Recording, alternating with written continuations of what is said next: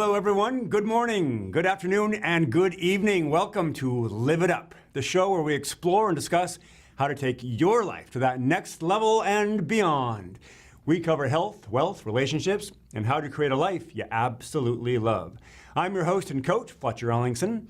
Amy will be joining us in the next segment as we take on the answer to today's email question.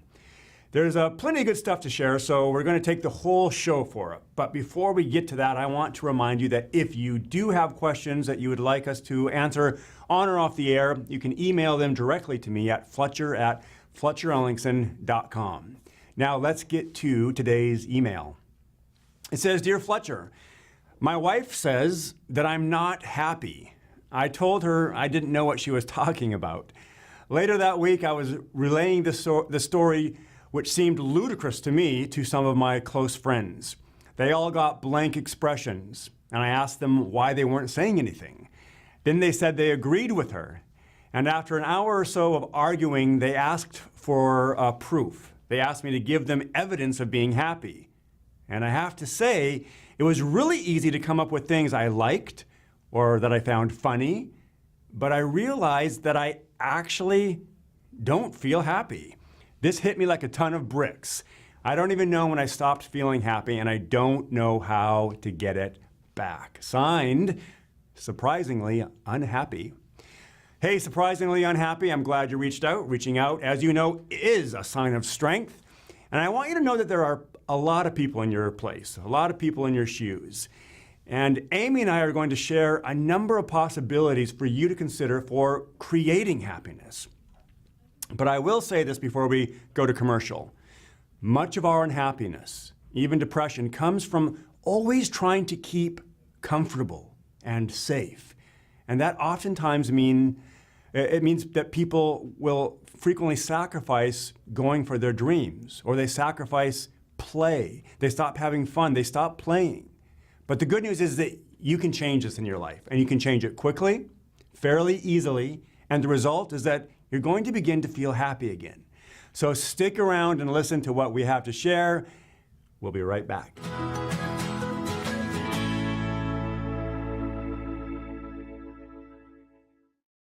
Hey everybody, welcome back to Live It Up. We are here with Amy. Hey Amy. I'm here again. All right, good to see you again.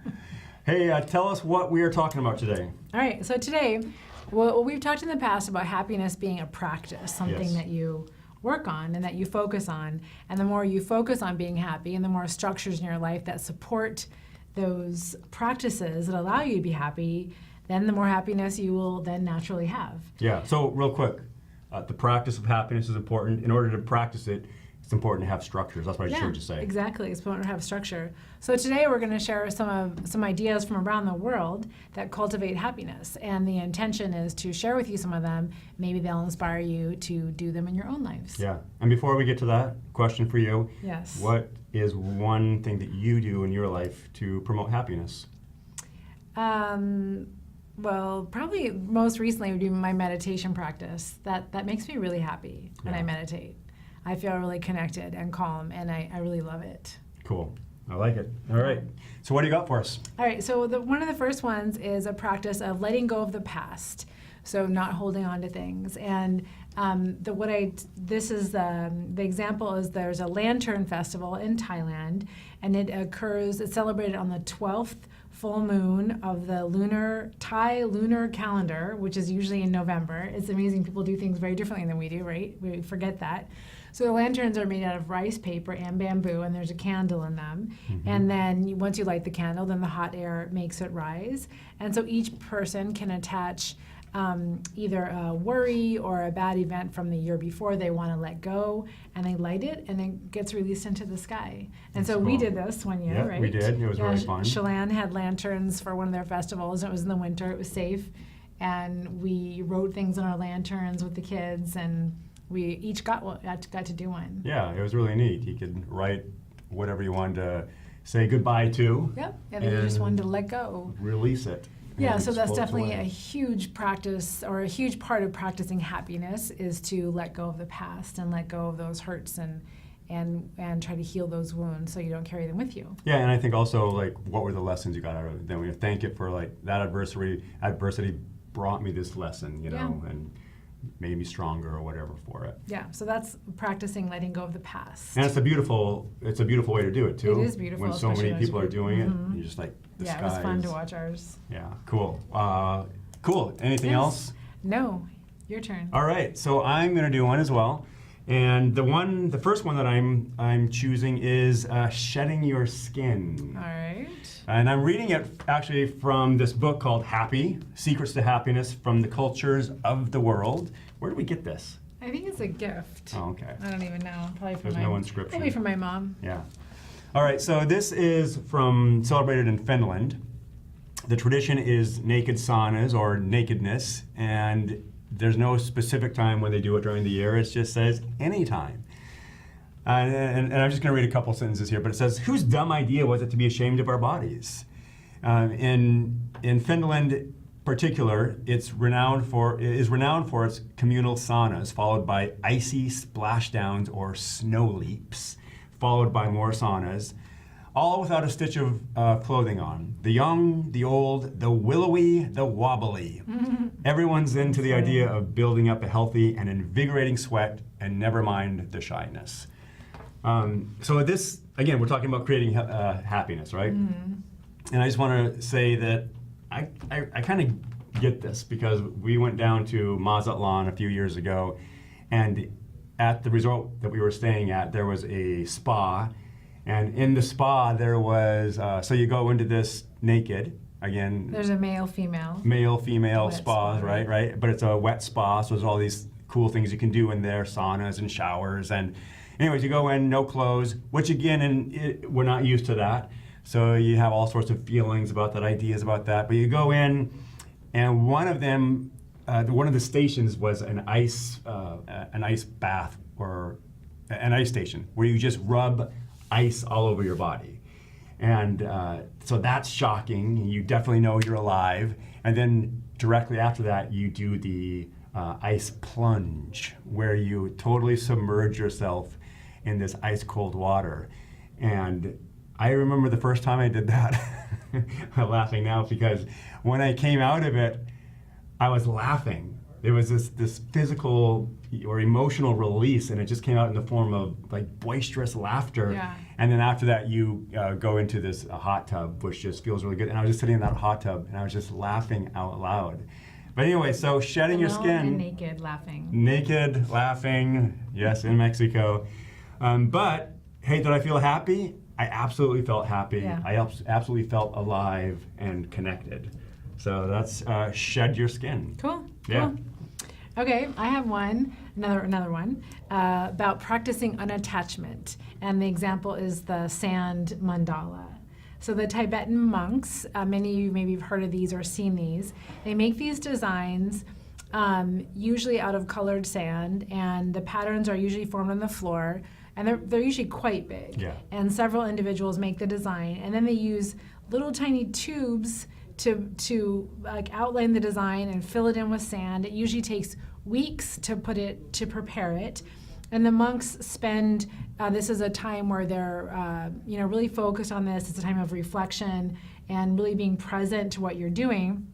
And then because Buddhism teaches and emphasizes the fact that nothing is permanent in this world, and Buddhism really focuses on the practice of unattachment. So shortly after it's complete and they're beautiful and they're intricate, they either pour that water on them or brush them away, and then they're just gone. And the goal again is to remind you of to be unattached, and that really focusing on yourself and the being in the moment of this. And you remember when I used the sand mandala to remind myself of being unattached? Yeah. So I had made this cake, a soccer cake for my stepson, Fletcher's son, and it was this very intricate cake. And I made a chocolate cake, a vanilla cake, and I had all this time frosting. I was making a goal post and a ball and designs for the black and white. And it was the counter was kind of small, and the cake flipped over on the ground, fell off the counter and flipped over on the ground. And my girls were there. This was several years ago. They were young, and I immediately went to the computer and like looked at a sand mandala because that was the one thing I could think of, how to practice unattachment and not just lose it and cry and be so upset that all this time I spent was just ruined. Yeah. So that always holds a place in my heart, that the lesson of the sand mandala. So it's something that people can do where you create something beautiful and then you destroy it and you just practice unattachment to it, rather than most of us kind of try to collect things and keep things. Yeah, very cool. You had a cake mandala. I had a cake mandala instead of a sand mandala. Good. All right, we have time for another one before commercial? Yeah, we do. All right. So again, from the book of Happy, Secrets to Happiness from the Cultures of the World, we're talking about celebrating the dirty work. And the secret is the secret to contribute, be a useful member of society in order to feel part of something greater than yourself. And so again, I'm just going to read a few sentences here. On the Chilean archipelago, the Minga is an event where neighbors offer up their sweat and toil for the feast that follows. The tradition is rooted in the history of these humble fishermen and subsistence farmers who have always had to rely on each other for hard physical labor. It can mean harvesting potato crops, shingling a barn, or even hitching up teams of oxen to put a whole house on logs and then roll it to a new location. In thanks, the host barbecues a whole lamb or gathers up a second feast, made even merrier by chincha, which is a homemade cider. So this reminded me of my time at the community garden in Chelan. So last year I decided I was going to get involved with this community garden, and we tilled the soil, we fertilized, we planted all these seeds, and it was a group effort. So there were about 20 of us involved, and we met beforehand, laid out the plan, kind of who was going to be responsible for what.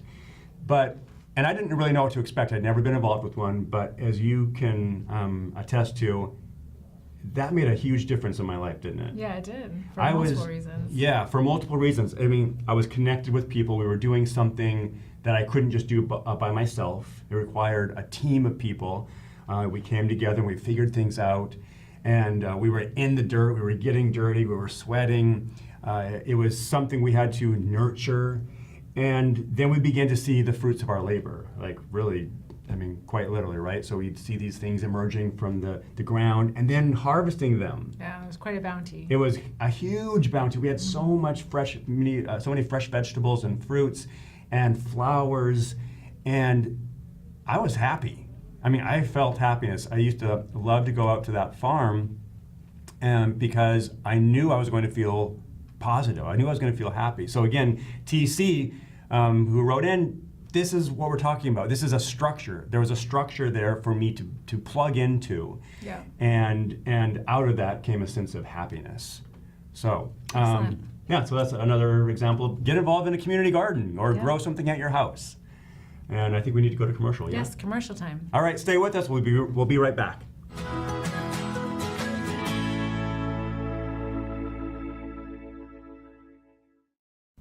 Hello, welcome back, everybody.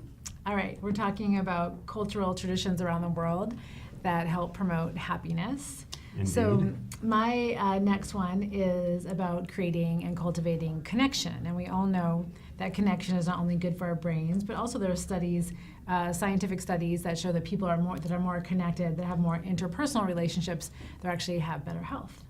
So there's something that occurs in Italy. I know it also occurs in Spain and probably in lots of other countries, but in Italy it's called La Passeggiata, and it's the evening stroll.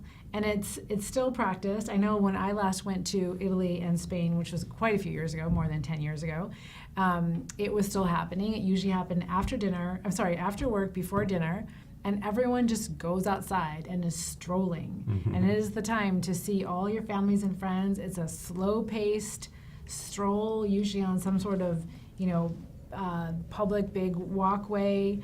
It's a time to relax, a time to connect with the community.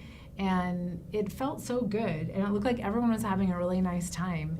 And women out with their strollers, and it seemed like what a relaxing thing to do at the end of the day before you eat dinner. It's also good for your body. You get some movement after being at work all day. So it's a way to create connection. So anyway, I love that tradition. Yeah, sounds good to me. I know. What's it called again? La Passeggiata. I like the way it sounds too. I know, it's cool. All right, you go. Okay. All right, so one that I chose is recognize your teachers, and I'm going to tag on, this doesn't really say this, but and leaders. So the secret is to acknowledge your influences. The tradition historically is visiting teachers. The date is the third day of Tet, which is the Lunar New Year, and it's celebrated in Vietnam. And basically it says in Vietnam, the Lunar New Year is the annual celebration of note. It occurs every 3 days and is... Over 3 days. Oh, sorry, it occurs over 3 days and is something like Christmas and Thanksgiving rolled into one. Days 1 and 2 are reserved for family and friends, but day 3, that's reserved for visiting your teachers and or leaders.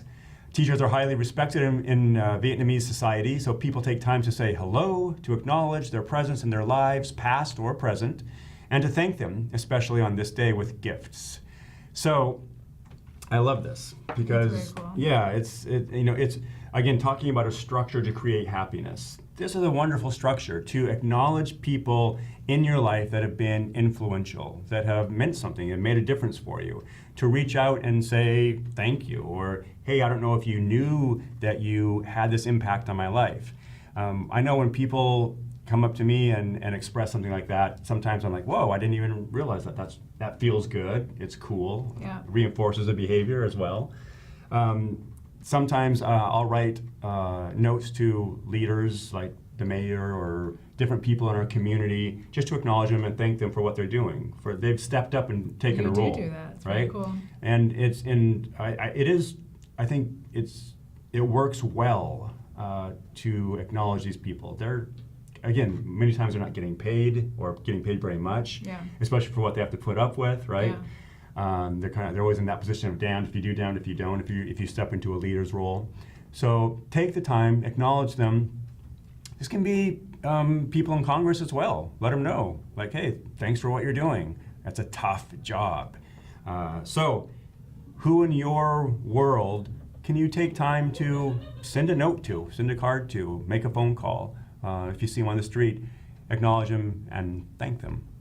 Yeah, I think that happens a lot. You think, oh, I need to reach out to so-and-so. And I know I use my phone a lot just to remind myself to do something, that you can just jot yourself a note and say, like, in the next 30 days, I'm going to write to my teacher that I've always thought about for the last 10 years. Or it makes such a huge difference to have something tangible that's a thank you. Absolutely. Yeah. Cool. That was one of my favorites in the book, too. Yeah.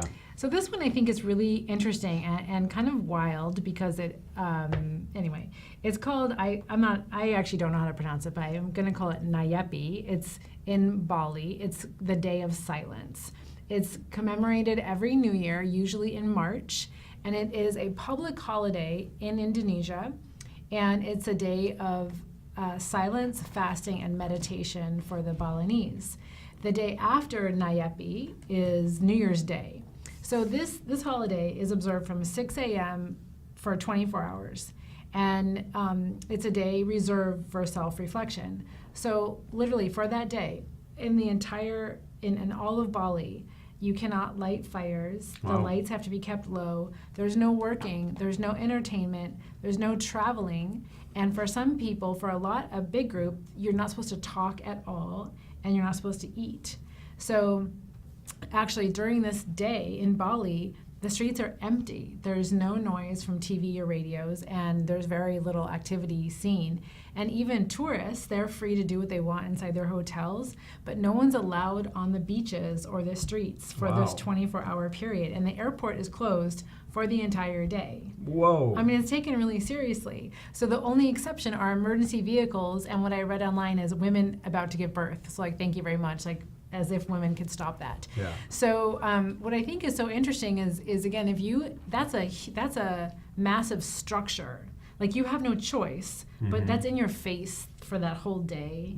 And so when you have a structure like that, say you do this something like that in your house where you have a time where you turn off your technology or something like that, that structure that if you really hold to it, something like you shut down the airport, you really are forced to do whatever that is. And I think it's really awesome. And then what's really cool is the day after Nayepi is called, it had some word that I didn't know how to pronounce, but it means relighting the fire. And so social activity is up quickly, and friends and family then gather and they ask forgiveness from one another and they perform certain religious rituals. So I think it's a really beautiful combination of having this day of reflection and quiet, and then the next day you get together with everybody, and that might be the time where you think, gosh, I haven't acknowledged you, or I was a real jerk, last Christmas or whatever, please forgive me. And so I think I loved that one. That's a neat one. I know, and the airport's closed. Wow, that's serious. It's serious, right? You're like, this is not just lip service. We're closing things down. Yeah, for sure. Take some time for yourself. Wow. Yeah. And when you mentioned again using that structure, you said something like you would do this in your own home. It made me think of the email at the top of the show. Well, yeah, you can put structures in place in your own home. Like, all right, we're having technology-free game board game time, right? And we do that a lot at our house where we play games. And it usually results in people having fun, feeling happy, right? Yeah, you sometimes have to put the structure, not sometimes, you really do. Otherwise, life just takes over. Yeah. And what's cool about it, I mean, there might be some resistance at first. I don't want to play a game. I don't want to play cards. But in our family, pretty much whenever we say, anybody want to play cards? They're like, okay. At least a game or two, Yeah, right? Yeah, exactly. It might be just a couple quick hands. Yeah. So, very cool. Just last night. Just last night, yeah. All right, we've got time for one more, right? Last one. Share your bounty. The secret is to give away something the secret is to give away something you value to appreciate how lucky you are. Which I love that imagery, right? Kind of flips things around. Yeah, exactly. It's because we have so much abundance, right? It's a good reminder, like, oh gosh, I have so much, I can give this away. Because I got more over there. It feels good. This takes me back to the community garden as well, because we grew such a bounty of food that, we couldn't use it all. And so we were able to give some of it away. We were able to share that and with neighbors and bring flowers to people, and people were like so appreciative of it. And it just made me feel so fortunate to be involved in that garden. So, and that maybe you've got an abundance of money and you can share that, right? You can pay someone's electric bill or water bill, or you can take someone out to pay for a meal, or maybe you've got time to donate and get involved with a charity, right? But it's that sharing something, and then you appreciate it, how lucky you are to be able to do that. Yeah, I think that people even talk about when you do volunteer work, is it truly a selfish act, or is it truly selfless? Because you do get something out of it. Totally. When you go to donate, or you go to, of your time or money, you get something back too. So, and that's okay. Yep. It's a win-win situation for sure. So we sure hope you got something out of this. Yeah. There's a lot to focus on in the world that's not working well, that's broken, that's sick, that's depressing. And if you focus on that, will be your experience. That's how life will show up for you.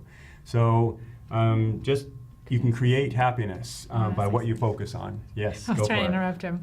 I just want to reiterate that happiness doesn't just happen. There are some people that maybe are born happy and they've been happy their whole lives, but don't just expect happiness to fall out of the air. It's something that you have to create and focus on.